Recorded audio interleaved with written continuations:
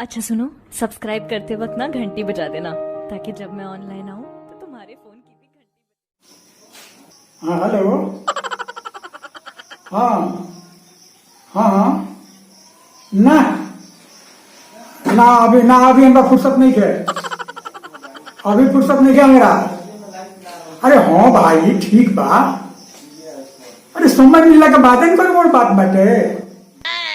और मीमा अपन घर द्वार देखेगा बा कि ना, परमार्थ करे के बा परमार्थ तो ठीक बा। जितना हमरा सकान हो गए परमार्थ करे, खाली परमार्थ में जीवन की गंवा दिया कौन। अरे जहाँ लोग जना परमार्थ करबे करी ले करे, लेकिन अब वही हमरा समय नहीं है। तो ठीक बा भाई, का दूसरा कोनो इंजीनियर मिले, कोनो जेसीबी मिल दूसरे का ठीक करावो लो। हमरा समय मिल जावे ना है। और मेरा बहुत यहाँ काम बैठे, हमेशा देशे के काम में आई। अपन काम कुछ नहीं है, परिवार अपन नहीं है, अपन बाल बच्चा नहीं है का छोड़ दी सब। हाँ ठीक बा करे। हम कहाँ कहता नहीं कि ना करे, हम करे। लेकिन अब अगली बात की तनी समय चाहिए एकरा खातिर समय हुई अपने कर देव काम। हाँ हाँ हाँ हाँ बिल्कुल ठीक। हाँ हाँ हाँ हाँ तो हम बारी तैयार, हम इनका थोड़ी करते नहीं कह दे। ठीक बा दूसरे के बाद हम अपने फोन करे। एमे नंबर आ गई बनू, नंबर बाटे तो ठीक बा। नंबर हम सेव कर ले आ वही के अनुसार हम एने से हम फोन करके बता दे कहिया हमारा समय मिलता आके हम काम कर दे। अगर ओकरा पहले मान ली कि अगर काम हो जाओ तो अपने का करा लिया जाए, इसमें क्या दिक्कत है। हाँ हाँ हाँ अरे का हो प्रधान। हाँ का हो भाई, प्रणाम। अरे प्रणाम बैठो। अरे प्रधान कब से। हाँ हाँ ठीक बा। अरे भाई हम तो कहत नहीं हूँ कि हम काम कर दे, ना करो तो बात नहीं है। वो मालिक के सामने आई, हम देख लेनी तो पैसे देनी, छोड़ देनी को पैसा लेने को पैसा, हम पैसा तो ना लेनी। अरे कौन जरूरी बात कर सर। हाँ ठीक बा, रहो ना भाई तनी बतिया ले दो। का रुक जा तनी, जरूरी बात इनको नीतीश कुमार से फोन हो। नीतीश कुमार के हो तो नीतीश कुमार घंटा भर के पूछ ले। अरे भाई जरूरी बा ना, जरूरी बा कौन जरूरी ना। हाँ हाँ हाँ ठीक बा। हाँ ठीक बा, कभी 2-4 दिन देखा नहीं, 2-4 दिन में मान लीजिए हमरा समय मिल जाए तो हम अपने हम फोन करे, हम फोन करके कहे हम आगे कहियो जब हमरा कुछ चार्ज ना चाहिए। अब वहाँ माझी में चार्ज नहीं है को पैसा कुल ठीक है कह देनी, सामने लोग हम कह देनी इहो हम आके काम कहिए दे, ऐसा बात नहीं है। तो कोनो हमरा चार्ज नहीं खेले के। नीतीश कुमार से सजेशन लेता रे। अरे भाई सजेशन नहीं रहा बात कर लेगा तो सजेशन निकल बताओ तो कहा हाँ ठीक बात। अच्छा ठीक बात तो पौधा नहीं 2 दिन के बाद में हम आए, हम काम कर दे तत्काल में। अब फोन हम रखा था नहीं, ठीक बा। अब देख लो बात ऐसा बा। हाँ का बात बा। बात 1 दिन के बाद वो दिन ग्रहण ना लग रहा है। अच्छा वो 21 तारीख 21 तारीख के बाद है तो वही में गौरनी माझी हम नहाए। अच्छा किनारा हाँ दरिया में गंगा जी में तो माझी नहात रही, लोगों नहात रहे बहु। हाँ तो ग्रहण के दिन लगाइबे कर हम तो डुमरिया नहा ली। एक बाई एक पुलवा पूर्व में है खेला गो सब माझी वाला हाँ सब ओकर खमा है माने घेरा लोग आगे चिल्लाए पुल में हम देखनी दौड़नी। अब नहाई नहीं के डुबकिया लगवा नहीं रहनी। अब बुझा कि छोड़ के गयनी अब भीजल। हाँ अब पुल के जाकर रोकनी, टेढ़ तो हुए गई रहे। अब बुझो कि वही में से एगो इंगल पुलवा में से खींचनी। अच्छा खींच के आने से पूर्व बगल से हाँ ओकरा में लगा के ठेंगनी धोकर ठेल ओ टोट लगा के। हाँ अब सोच हो गई। हाँ लोग आश्चर्य में रहे भाई ये कैसे गिर गई। भाई तो देखत रही हम बारात जात रहे मारे में भाई कौन नाचे सब का ऑर्केस्ट्रा ऑर्केस्ट्रा नाचत रहे, हमार गजा बाजत रहे, पूरी नटकुदत रहे से वही में ओकनी का भार के मारे पुलवा जौन बात पूर्व में है मैंने ऑर्केस्ट्रा के भार के मारी पुलवा 9 हाँ 9 बजे तो लोग के तो लौके ना ना लेकिन तहरा लोग हमें तो लौकत रहे हाँ। हम पूछे रे भाई काहे मत लो अत्याचार के लिए बड़ा एक एक बोझ दे जालो जो पुलवा फंस गई उलर गई है मैं तू लोग कहाँ से उतर लोग जइबे लो कहाँ तू लोग कहाँ बैठ जाता बड़ा के बेला तो भाई को बरहन में तो कहले से कि हमनी कहीं सब कोरोना बीमारिया तो बनी के कहां से आ गई हम कहीं रे पे हम तो तोनी को कोरोना हो गया सो तो बारात लेके कहाँ जीवा सो हां तो कहले से कि हमनी जाए से चीन चीन हम तो चीने से तो सब आई बड़े सुन हाँ तो सुनो ना हां कहने तोनी के चीने से तो तोनी का पूर्वज आई है ना हां आ वो पूर्वज से तोनी के जन्म लेला से पहली आ अभी हमारा सब फिर जाता से चीन में बियाह करे खातिर तो कहले से कि हाँ ऐसे कि हमनी के कहले से कि अब पूर्वज हमनी के अइले जन्म लेनी सन तो अब यहाँ तो हमनी के बढ़ गई सन आ हमनी के यहाँ के बासिए हो गई बनी सन ना ना ओकनी के बासी यहाँ के नहीं के होके देवे का कहा बाटा का कहा तो हम ओकनी के सुना ना हम ओकनी से बतियाओ तरनी आ लोग चिहाई रहे हाँ। नहीं कि कर सब बतियाओ तर पगला गई बोले काई और लोग ना सुना ना और लोग ना लौके ना सुना कुछ हो ना हाँ तोहरे खाली सुना तो हम कहनी के रे भाई यदि लोग चिहाई बा कुली हाँ आ हम तो इनसे बतियावत नहीं तो एक मतलब का वो लोग नहीं खसल बता कहे से कि ना हमनी का केहू के ना लौकी ले सो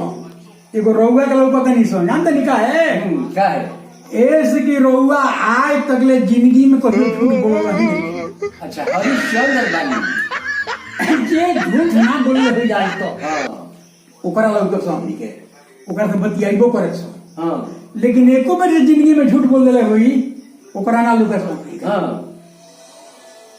तो हम कहनी कि ठीक बा तो जइबस तो बियाह कर के कहबस फिर यहाँ रह जे बस कह से हाँ हमनी के जवा के बासी हो गइल बानी सो हमनी के नागरिकता मिल गइल बा ना विद्या के दे दिले बा ऐ औन कान कहानी होती सा कहे से कि अमित शाह से हमनी के नागरिकता ले ले बानी सो अब यहाँ स्थायी रूप से रह से इंडिया में हमनी के जाए वाला नहीं सो हाँ हम कहनी कि रे भाई तो हमनी के रह के कहीं कहीं विस्फोट करल सो अत्याचार करता रहो कहे से कि हाँ विस्फोट होला हमनी कैसे करल सो कहे कि देखी हमनी के लइका फेंके एगो दुगो ना होला कहे से कि केकरा के देखले बानी केकरा के ओकरा पेटवा है उलिट के देखे नु उमे 100 गो हती हती बच्चा होले सो ओही में हम लोग मेहरू जन बनी सो जो गर्भवती होली सो हाथ ना बच्चा देली सो हती हती हाँ आ जहाँ विस्फोट करे के मन हुई हमनी के मैंने कीड़ा हाँ कीड़े लेखा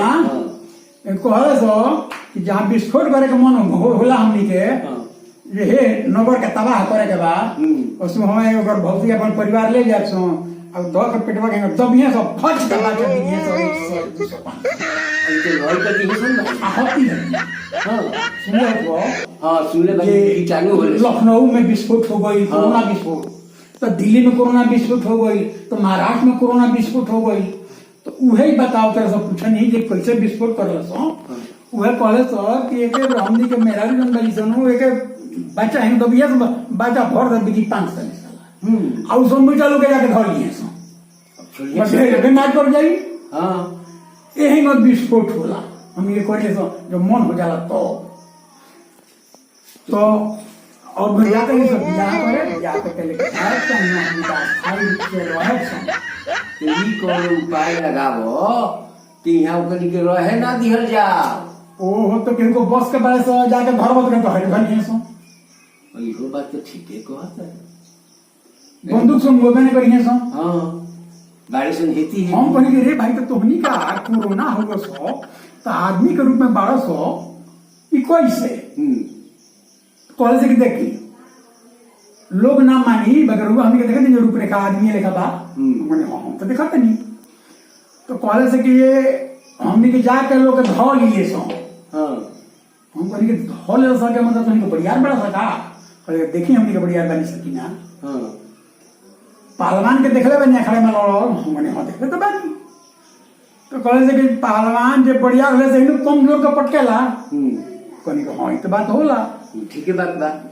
तो वह कहले सर कि वही में हमने के पूरा परिवार बनी सो बच्चा जब खाली पैदा होले सनु हती हती बाहर ही निकल तो सियान हो जाए तुरंत तो उनको सेकेंडो देर ना लगे आ वे लोग धो ले सो तो कहत रहे कहले सही है कि वही मैंने बुझी कि हम लोग के परिवार बनी सो हम लोग धो लीले सर दबा दिले सर कस के बस खटिया धा लेला बड़ा खतरनाक बहुत खतरनाक बड़े सो कोने के उपाय करे के चाहता।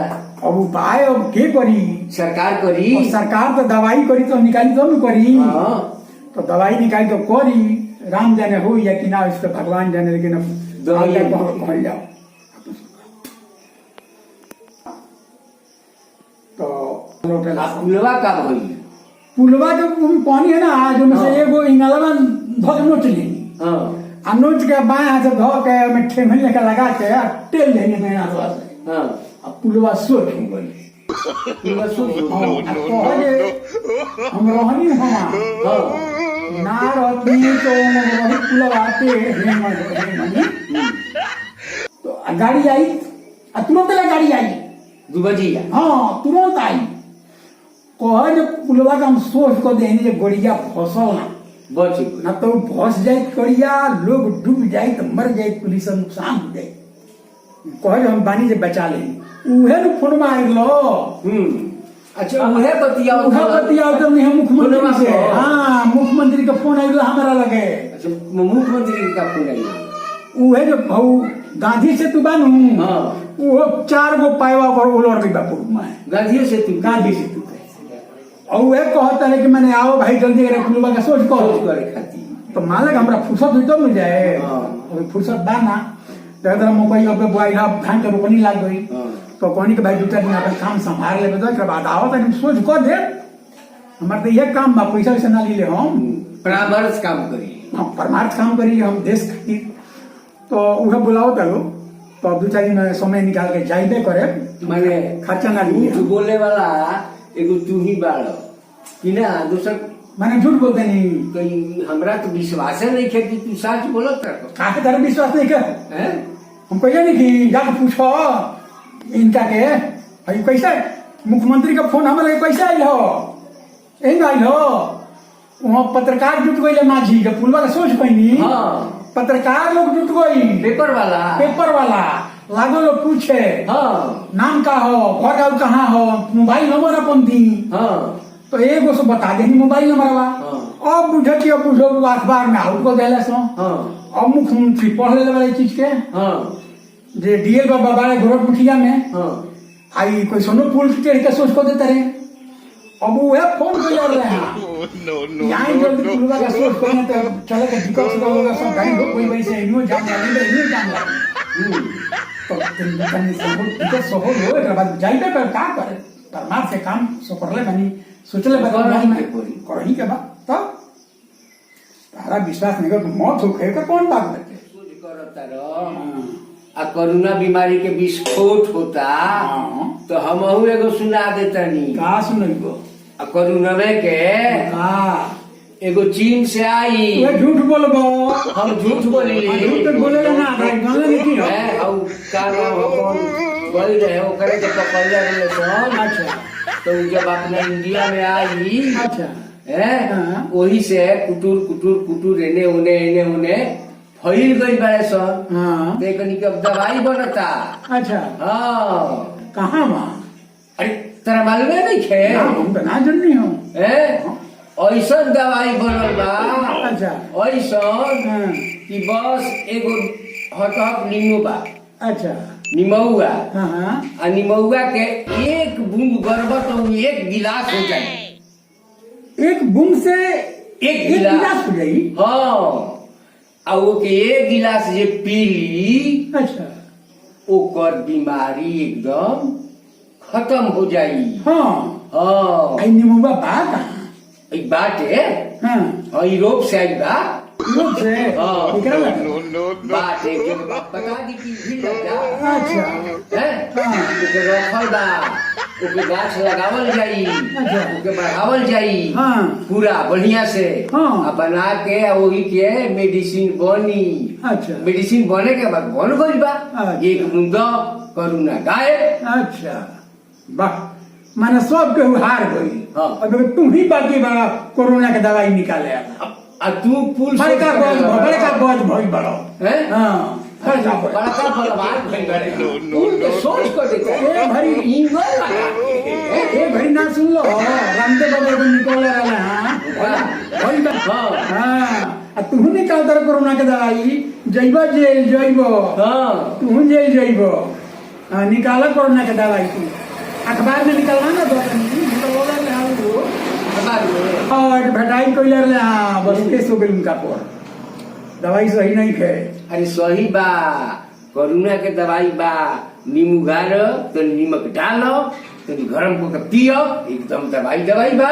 झूठ साँच बोलल बंद अरे करो। झूठ ह ई जेल जइबो जेल। कोरोना के तो छोड़ो वो ऐसा चीज बा कि कौनो बीमारी ठीक हो जाई। कोरोना तो ठीक होइबे करी है कोई दस होता फायदा करी। अच्छा अच्छा तार दवाई प्रचार करा अखबार में निकलवा दो। अरे तो जेल दवाई है निकलवाने के कबा जेल आग औलाद आदि सुना नु तू जेल ना गइलो नु हाँ तब कहता नहीं हम आ जेल जेबे तार छोड़ाए हम आई। हाँ अच्छा हाँ, ता- हम जाए तू जइबो तार सब झूठ सच के बोलो। कोरोना के पेट फाटता तो उसमें से निकलता है सन 2-4 हजार। तार निकले से तार विस्फोट कैसे होला हैं? कोरोना विस्फोट ढेर लोग के पैसा हो जाला एक बार एक ये कौन हो आस्ते आस्ते देखले बालो भाई ना रहे लखनऊ में आता कि भाई विस्फोट भइल बा खेने विस्फोट हो गई होने तो पेपर वाला पढ़ा चढ़ा के लिख देले सुनू कुछ हो लिखे सर ज्यादा झूठा मारी पेन में झूठ लिखी है सो सही तो जरूर होला कुछ। कहीं कहीं तो साफे झूठ बोले ले सुन। अभी जौन गपशप बनल ई रोल के मनोरंजन खातिर बनल हो आ ई रोल के कैसन लागल ई रोल में कमेंट जरूर करे आ शेयर करे सब्सक्राइब करे आ लाइक भी जरूर करे। कमेंट एक पहले आई रहा कि गपशप तो बहुत पहले बनल है बड़ा देर हो गया गपशप बने में तो सोचले कि भाई एगो गपशप कुछ बना दिया जाओ तब हम बढ़ले बनी आई जन्मदेव भाई बड़े हमने के मिल के ये गपशप बनौनी सो अब एक साथे जय हिंद जय भारत जय भारत जय भोजपुरी समाज।